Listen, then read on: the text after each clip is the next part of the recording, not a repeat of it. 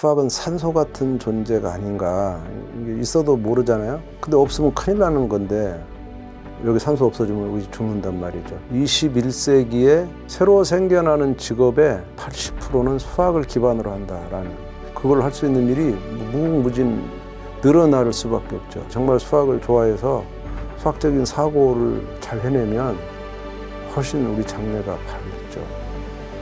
필즈상은, 노벨상은 이제 물리학상, 화학상, 의학상, 평화상 이렇게 있지만 이제 수학만 없어요. 40 이전에 아주 괜찮은 연구를 한 사람에게만 줄 수 있어요. 딱 발표 시점이 40이어야 돼요. 그러니까 유명한 걸 발견했다든가 뭐 발명해낸 그 시점에 만 나이로 40. 상을 탈 때는 40을 넘어도 되는데 그 업적은 40 이전에. 그리고 이제 매해 나오기 때문에 사실 나이가 넘진 않죠. 그래서 지금은 1년에 한 4명 정도 이제 주는데, 그러니까 노벨상이 있었다면 아마 필즈상이 조금 덜 빛났을 거예요. 근데 노벨상이 없으니까 그 필즈상을 노벨상처럼 이렇게 충분히 필적할 만한 상으로 이제 잘 받아들였고, 이분은 약간 예측이 됐었어요. 몇 년 전부터 수학계에서는. 이제 오래 타신 거고요. 이게 계속 나왔으면 좋겠는데 쉽지 않다라고 느낀 게 바로 아까 우리나라 수학 교육의 문화. 그러니까 수학을 애들이 좋아하는 애들이 많을수록 이 상을 탈 가능성이 많잖아요. 좋아해야 잘하는 거예요.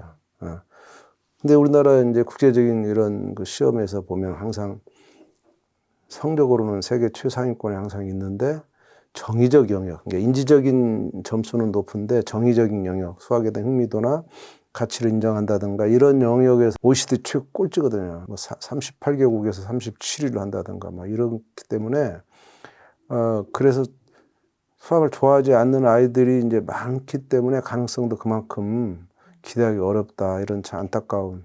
그래서 저는 이제라도 이런 상을 타려는 게 아니라 지금 애들한테 자꾸 이렇게 주입식으로 또 상대평가로 경쟁시키는 거는 저는 좋은 교육이 아니다. 그 애들의 젊음을 뺏어가는 거다. 그 아이들이 그런 걸로부터 벗어나서 정말 자유롭게 하고 싶은 일을, 꿈을 펼쳐주면 이런 상을 더 잘 받을 수 있다. 그런 의미에서 빨리 이 여러 가지 제도를 바꿔야 된다라는 생각하고 있습니다. 그러니까 내용이 중요한 게 아니고 수학적인 사고가 중요한 건데, 지금 공부하는 그 소재죠. 소재, 내용은 그걸로 배우더라도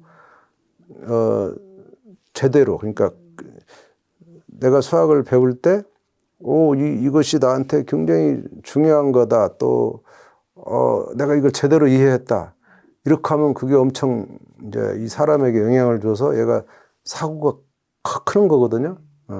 우리가 젤로 인생에서 중요한 게 논리적인 사고인데, 그 논리적인 사고를 뭐 논술을 통해서 키울 수도 있어요. 그렇지만 수학은 100%가 논리거든요. 수학책은 다 100%가 논리예요. 국어책은 논리라고 해봐야 한 10%, 20%밖에 없어. 나머지는 소설이고 막 이렇게 얘기고 막 상상이잖아요. 수학은 상상이 없어요. A면 B냐 정확한 논리로, 맞냐 틀리냐예요.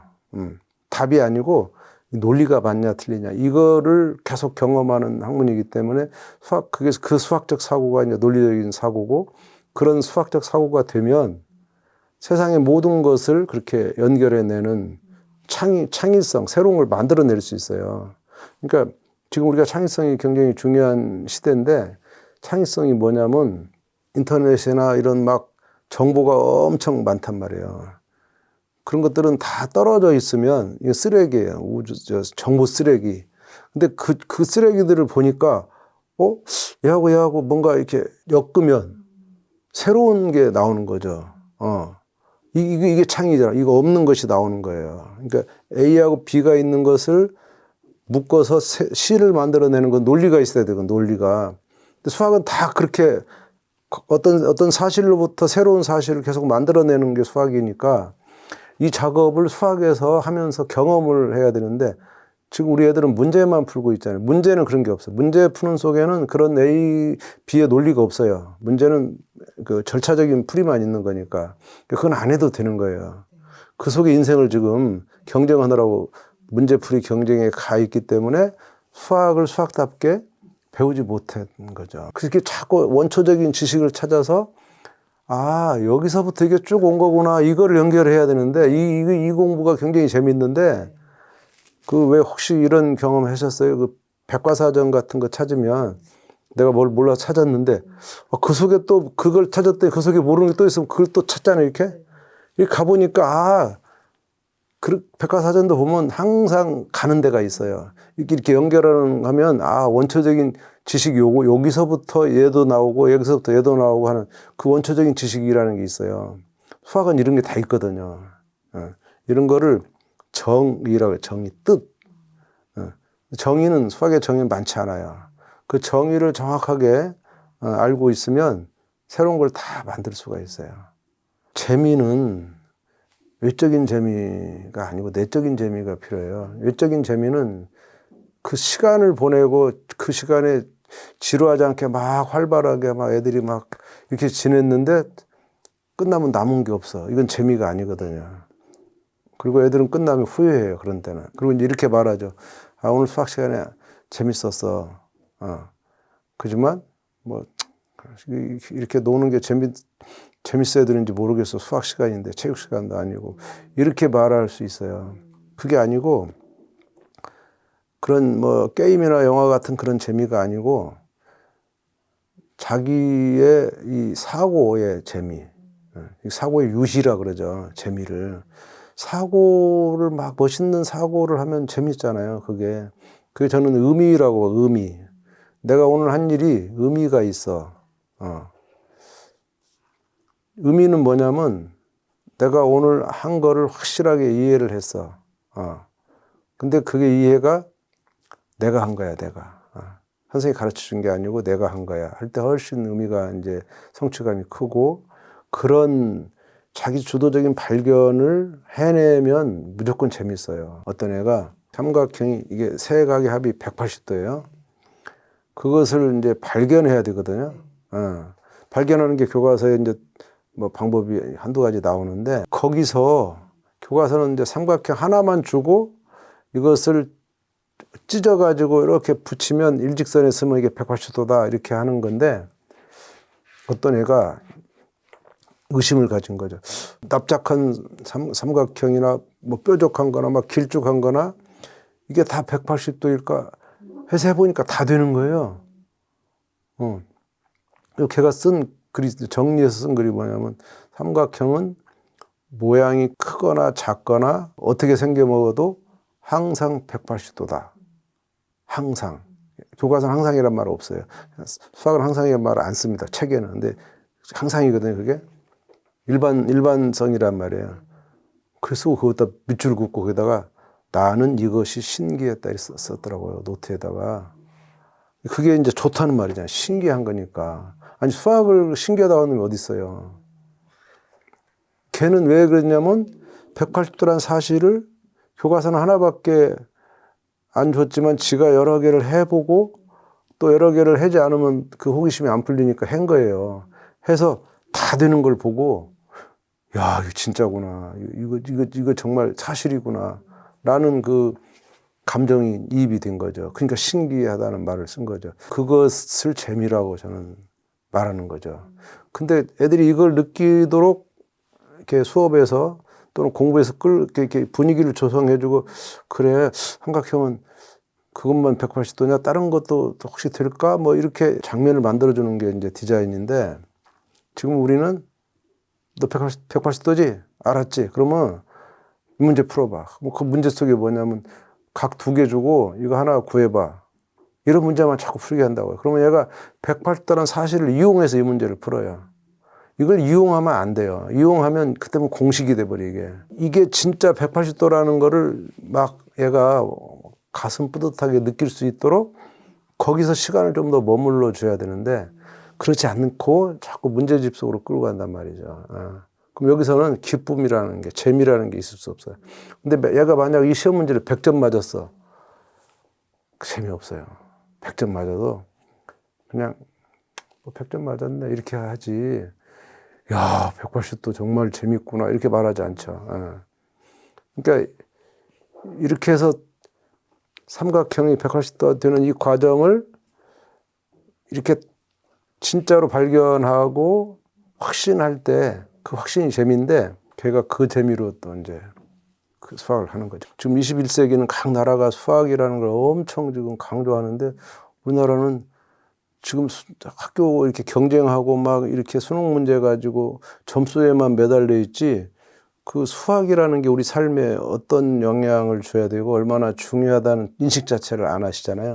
국제적인 연구소 같은 데서는 21세기에 새로 생겨나는 직업의 80%는 수학을 기반으로 한다라는.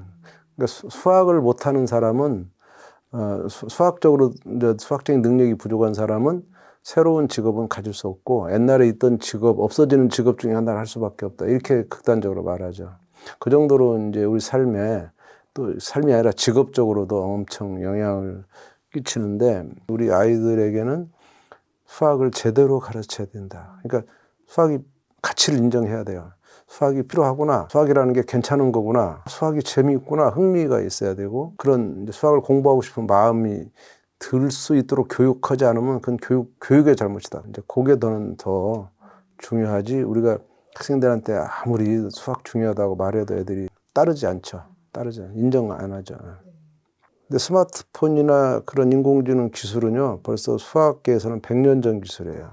근데 수학 발전은 엄청난 거라는 거죠. 그러니까 수학이 굉장히 추상화된 거기 때문에 이렇게 우리 삶에 구체적으로 영향을 주는 것은 앞으로 100년 후 이렇게 언제 바뀔지 모르요. 그 다 현재의 연구가 기반이 된 거예요. 그 정도이기 때문에 수학에 대한 딱 그때의 발명으로 인한 그 영향이 과학만큼 크지 않죠. 과학에서는 엑스레이를 발명했다. 그럼 바로 이제 사진도 찍고 그러잖아요. 근데 수학은 그 엑스레이를 찍는 그거를 만드는 그 원초적인 기술이거든요, 수학이. 그러면 이 수학에서 만들어진 것을 엑스레이로 가는 데까지 수십 년이 걸리는 거죠. 그러니까 과학에서 사실 발명된 거는요, 노벨상 수상자들은 다 수학자들한테 상을 반납해야 돼요. 왜냐하면 그 모든 기반이 수학에서 기반됐기 때문에. 그리고 한참 전에 다 만들어진 거예요, 수학에서는. 그러니까 지금 수학이 엄청 발전했기 때문에 막 직업이 생겨나는 거예요. 그걸 할 수 있는 일이 무궁무진 늘어날 수밖에 없죠. 근데 이제 다른 학문에서는 그런 게 없으니까 수학 쪽만 늘어나는 거예요. 우리 애들이 정말 수학을 좋아해서 수학적인 사고를 잘 해내면 훨씬 우리 장래가 밝죠. 근데 지금 저는 우리나라 애들이 수학을 잘 못해요. 특히 대학생들이 수학을 잘 못해요. 중고등학교 때 이렇게 공부해가지고는 수학을 좋아하지 않기 때문에 대학 가서 수학을 잘 할 수 없거든요. 그게 안타깝죠. 어쨌든 수학 교육이라는 것은 이제 제가 전공했지만 정말 제 전공에서가 아니고 국가적으로 정말 중요한 거다. 우리나라 국가 경쟁력이 달려있고 아이들의 미래가 달려있다. 우리 애들이 수학을 가치를 모르고 이렇게 학창시절을 보내서는 안 된다. 가치를 알 때 아이들은 훨씬 더 앞으로 이제 사회에서 훌륭한 일을 많이 해낼 수 있고 그럴 능력을 많이 갖출 수 있다. 이게 아이들을 돕는 거다라는 것을 저는 절실히 느끼고 그렇게 그 아이들이 공부할 수 있는 여건을 만드는 일이 중요하다고 이렇게 여러분들이 같이 해결하는데 나서줬으면 감사하겠다. 이런 말씀 드립니다. 네.